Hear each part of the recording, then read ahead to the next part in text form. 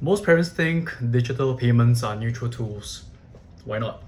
They say it's convenient, we can track it quite easily in our application on our phone, and it actually speeds up the recess time when our children actually buy food. Yeah, it's true. I have personally experienced it as well. But when this friction to use the money disappears, the consequences from that decision also disappears from our children's emotional experience. And that's how a primary school child can and might say, it's my parents' money. They're gonna pay for it. Why should I have to worry? What looks really efficient today can quietly weaken money maturity in the long term. There are three invisible gaps created by frictionless spending, normally done by digital means. If you understand these three gaps, you know exactly what to adjust without actually demonizing technology. And I have to say this, I love technology. I am a big fan of technology and I have so much technology in my life. So I am not here to demonize it. So in my experience working with primary school children in Singapore, I have to qualify, it is in Singapore, I do see this pattern happening quite repeatedly. It is not dramatic, it is just quite gradual. So a child has a credit card linked to his phone. I have seen this before. One experience. After school, he orders food, his lunch, from a pretty expensive restaurant. And it is a well-known Chinese restaurant in Singapore. It was easy, he does it every day, it was very frequent, and he has absolutely zero restraint. There was another case, a primary school child around 9 or 10 years old, and they use school issued devices, or maybe they were asked by the school to go and buy it. And what they did was they just went to buy in-game items to improve in their character. Pretty insidious.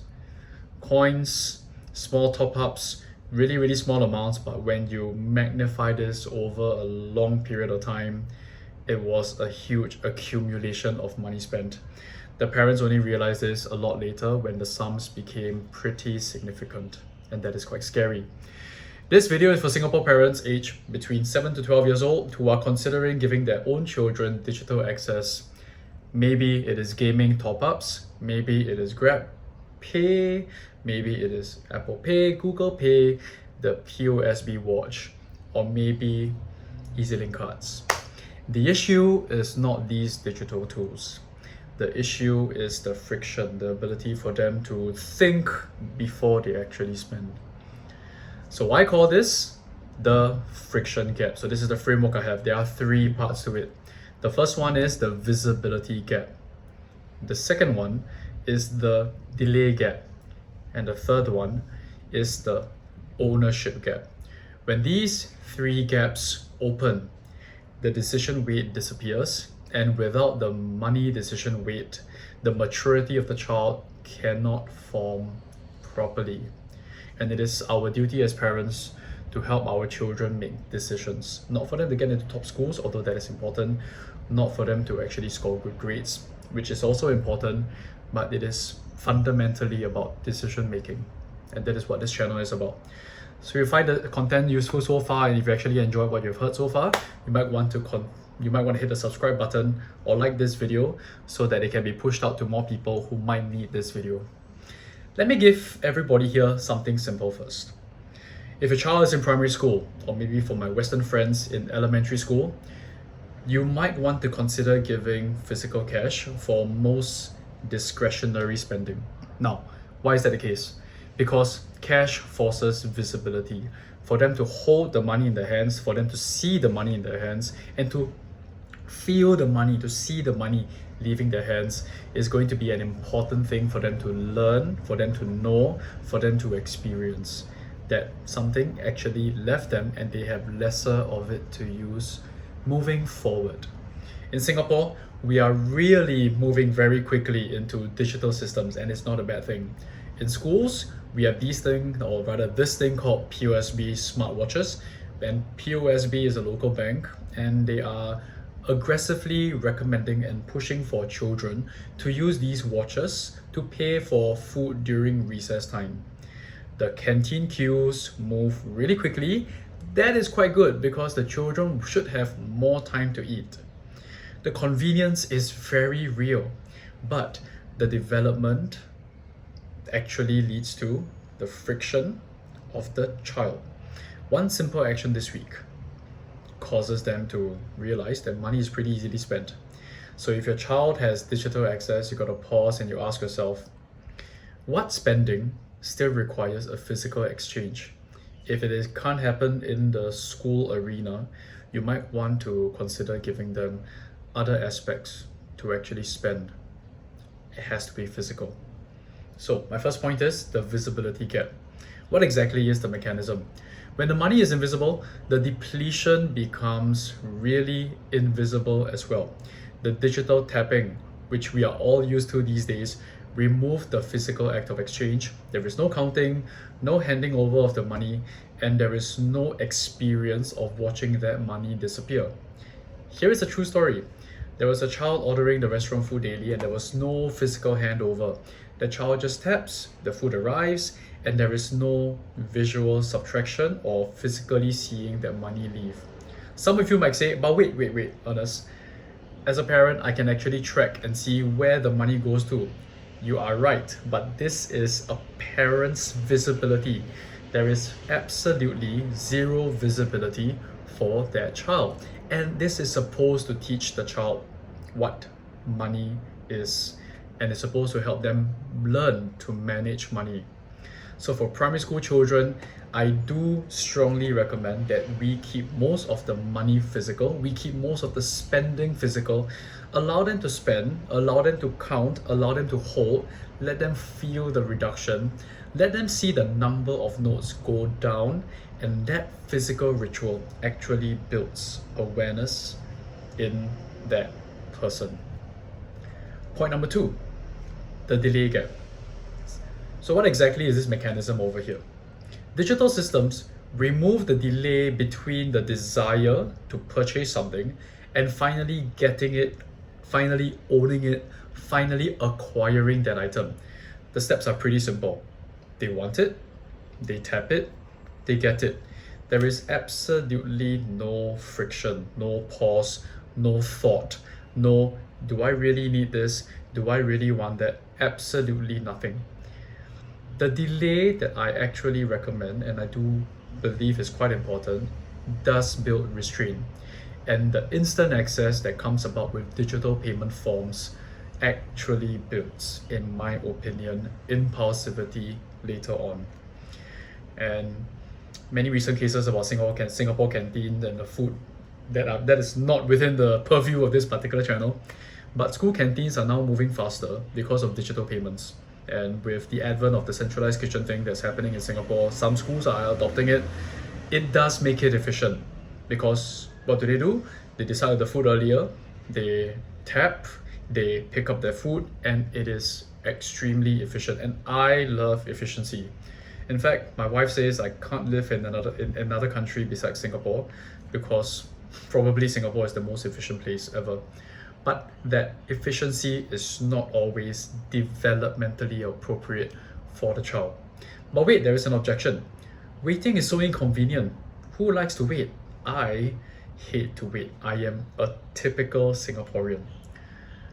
Yes, the waiting is a mild inconvenience, but this mild inconvenience is training, and it's training your child to ponder, to think, to really ask themselves, do they actually need that item?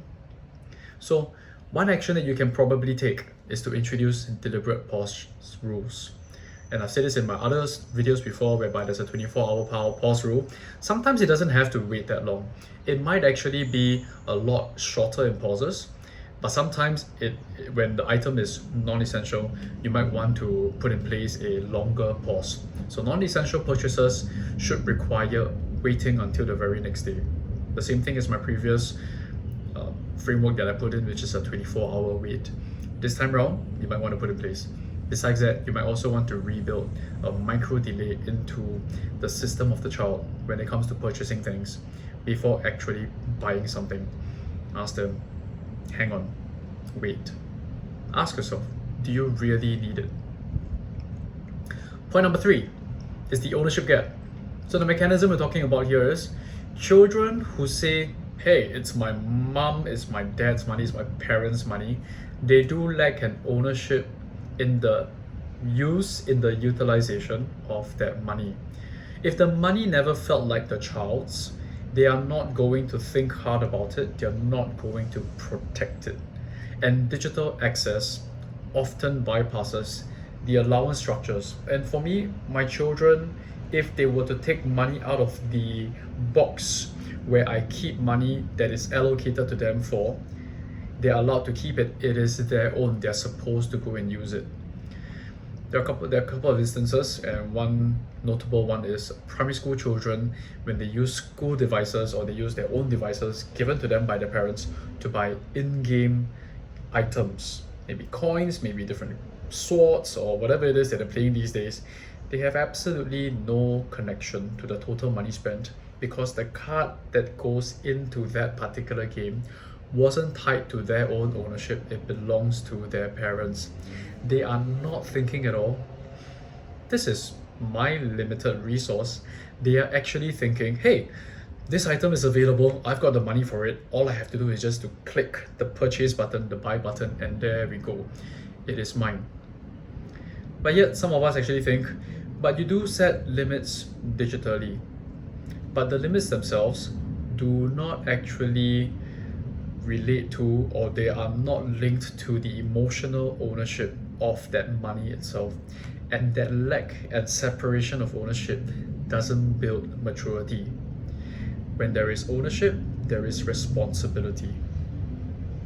So when we tie the spending strictly to their earned allowance or the child's allocated allowance, and we make the depletion, the utilization of that fund visible, that makes the trade-off really explicit, and that causes thinking in all our children.